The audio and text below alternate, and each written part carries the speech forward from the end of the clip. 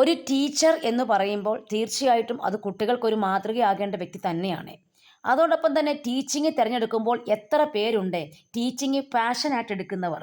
അതിനെ ഒരു ജോലിയായിട്ട് കണക്കാക്കുകയാണ് ഒട്ടുമിക്ക ആൾക്കാരും ഇന്ന്. കാരണം അവർക്ക് മാസം ഒരു വരുമാനം കിട്ടണം അതിനു വേണ്ടി മാത്രം. അല്ലാതെ ആ ഒരു ജോലിയെ വളരെ ഇഷ്ടപ്പെട്ട് പാഷനായി കാണുന്നവർക്ക് മാത്രമേ ഡെഡിക്കേറ്റഡ് ആയിട്ട് ജോലി ചെയ്യാൻ പറ്റുകയുള്ളൂ. ഒരു ടീച്ചർ എന്ന് പറഞ്ഞു കഴിഞ്ഞാൽ തീർച്ചയായിട്ടും കുട്ടികളെ പഠിപ്പിക്കുന്ന ആളാണല്ലോ.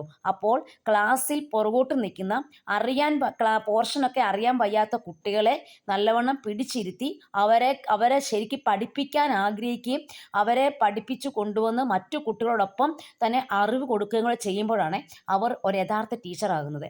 അതുപോലെ തന്നെ ഒരു ടീച്ചർക്ക് ഏറ്റവും വേണ്ട ഗുണം ക്ഷമയും സ്നേഹവും സഹനശീലവും ഉണ്ടായിരിക്കണം.